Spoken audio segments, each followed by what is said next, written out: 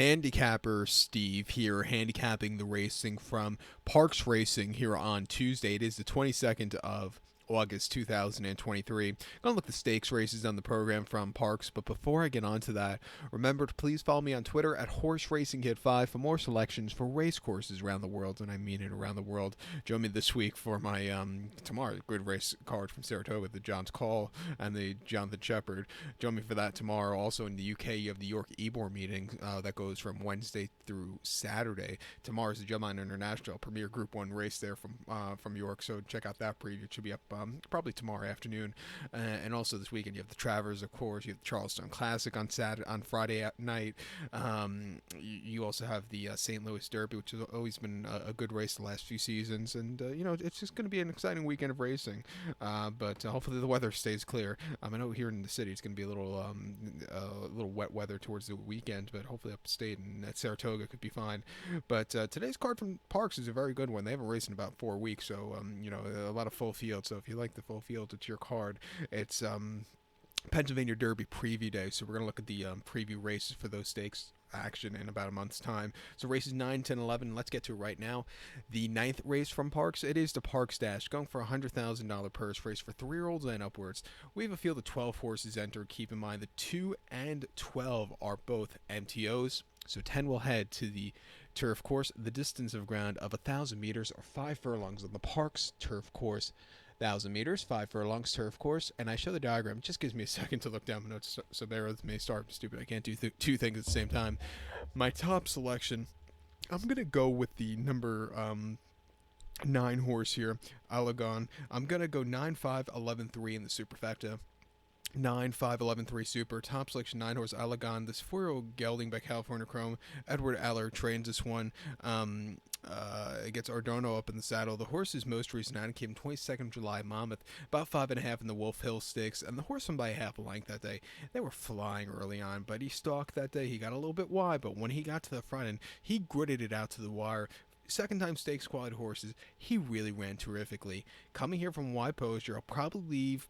I think they're a little slightly faster horse on his inside, but I think he'd get a good tracking trip. Probably won't save as much ground as I would like to, but I think he could run a good race and win from out here. 2 back in the Get Serious at Monmouth, 5 furlongs, 18th of June. He finished third by 2 3/4 lengths that day, and he just sat back early most of the race, a little bit wide. He was closing up well late. I thought he won more ground, but he didn't run half bad there. And then a Pimlico in late May, 5 furlongs and option 40. He won by a length that day from a tracking trip. He really took off clear off the bench. That was an exciting run. And then a ran at Tampa at the end of January, 5 furlongs and option 32. Finishing second by 1 3/4 lengths that day. The winner ran much to the best, but this horse just kind of tracked him and got down the race course well. He likes running in these turf sprints. He broke his maiden at the Meadowlands 10 months ago, going 5 furlongs and maiden 25. Winning by 6 1/4 lengths from the rail. Really good run. Came back to win at Aqueduct in an allowance race for 90,000 at 58 to 1, winning by 1 1/4 lengths on the rail, really putting on a show. Since coming to the green stuff, he's really become a lot better horse. Coming here today, I think he has a live chance of winning.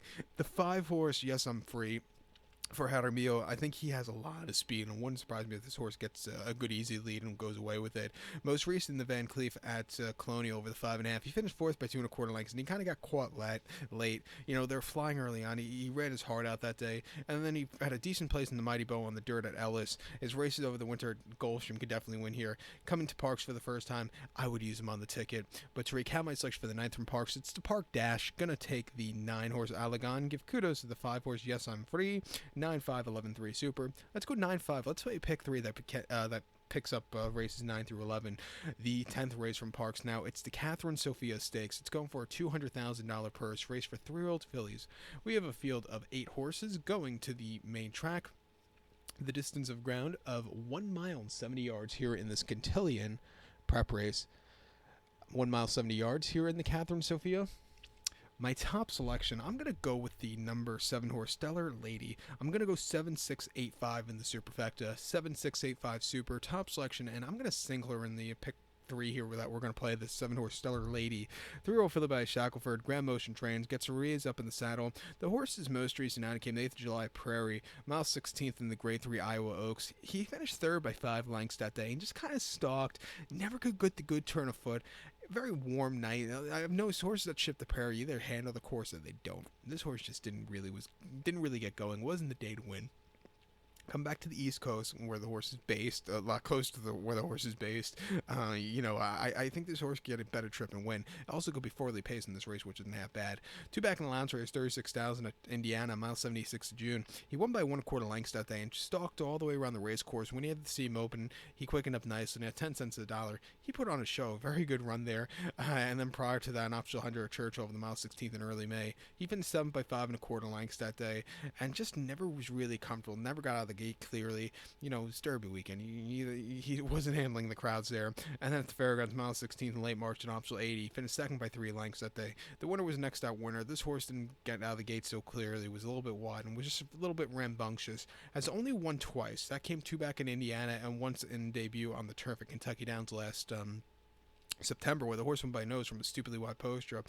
The dirt efforts aren't bad at all, but I've noticed her buyers have been getting up to scratch lately. I think she could run a good race, and 9-2, I'm going to use her here into the Grand Motion barn for the first time. Was previously trained by Kenneth McPeak, but to recount my selection now for the 10th from Parx, it's the Cathryn Sophia. Going to take the 7-horse Stellar Lady, 7685 Super. Let's single 7 in the multi race. The featured 11th race from Parx. It is the Smarty Jones Stakes. It's a grade 3 event going for a $300,000 purse, race for 3-year-olds here.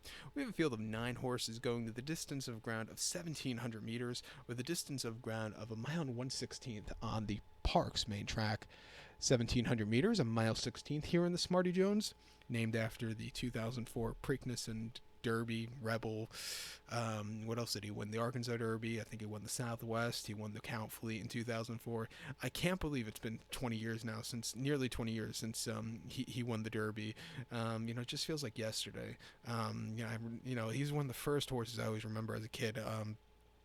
Just following onto the Derby trail, and I didn't like him in the Derby. I liked Lionheart. What can you do? Mike Smith wrote a terrific race in Lionheart. He just couldn't keep up late. Smarty Jones, it was just in the right place at the right time in the Derby to win. And then his Preakness, probably one of the best Preaknesses I've ever seen. But we'll get to that in a little bit. But my top selection here in Smarty Jones, I'm going to go with the 5-horse Victory Way. I'm going to go 5-3-2-9 in the superfecta. 5-3-2-9 Super. Top selection of 5-horse Victory Way. This 3-year-old colt by City of Light. Belmont trains. Jose Lescano gets some out. I was looking at starting to look at some of the races for Wednesday's card from Saratoga, and I saw Jose Lescano. He's having a very good under-the-radar Saratoga meeting, striking at I believe he doesn't even have 100 victors to his 100 rides to his name for this meeting, but I believe he has 20 victories or even 22 victories, which is not bad at all. Very good rider, very good Saratoga under-the-radar meeting, but Victory Way. His most recent outing came the 1st July Belmont, a mile and allowance race, 95,000. First time facing Olders. He won by 1 1/4 lengths that day, and he stalked all the way around the race course after not the best beginnings. A little bit wide, but a lot of horses were wide at Belmont during the spring.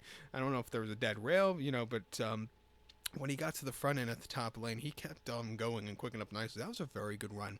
He is going around 2 turns for the first time, but I think he has the forwardly paced to win. He's bred for 2 turns. I expect him to really run a good race. 2 back against first-time winners in the Bayshore at Aqueduct, 7 furlongs, 8th of April. He ran his heart out. Finished 3rd by 1 1/4 lengths that day. He just kind of stalked all around the race course. Gilmore and Joey Freshwater got to him, but first time stakes quality horses, I didn't think it was a half-pad race. And then the 4th March at Aqueduct in the mud, 7 furlongs in main special weight, won by 2 1/4 lengths, and basically on the front end, he really took off clear. Very, very nice victory. His bars are definitely up to scratch. He got a 97 last time out for that victory at Belmont. Training well at Belmont. I'm going to give him a shot. The 3-horse Army Times for Chad Brown and Joel Rosario could definitely win also. Last month at Monmouth going mile 70 and option 16, he won by 6 1/4 lengths, and on the front and all throughout, he really took off clear. A nice 91 buyer for him that day. Prior to that at Monmouth and mile 16th in the main special weight in mid-June, he won by a neck that day, and he was dueling a little bit early on. He got to the lead, and then again, he took off clear. A very, very nice victory. It's taken a little bit of time to get going, but, his buyers are definitely getting up to scratch. He's training well at the B circuit for the brown horses at Monmouth. I would use him on the pick 3, and even the 2 are Salute to Stars. In the Haskell, they're just saying their height's a little bit too high. If he runs a race like the Pegasus or even that race at Churchill before that, he could win here. Training well at Saratoga. Let's give him a shot in this pick 3, but I do prefer the other 2 before him. But to recount my selection for the 11th from Parx, it's the Smarty Jones. Gonna take the 5-horse Victory Way. Give kudos to the 3-horse Army Times and the 2-horse Salute to Stars. 5-3-2-9 Super. 5-3-2 in your multi-race. So good luck to all, and please follow me on Twitter at HorseRacingKid5. Good luck, everybody.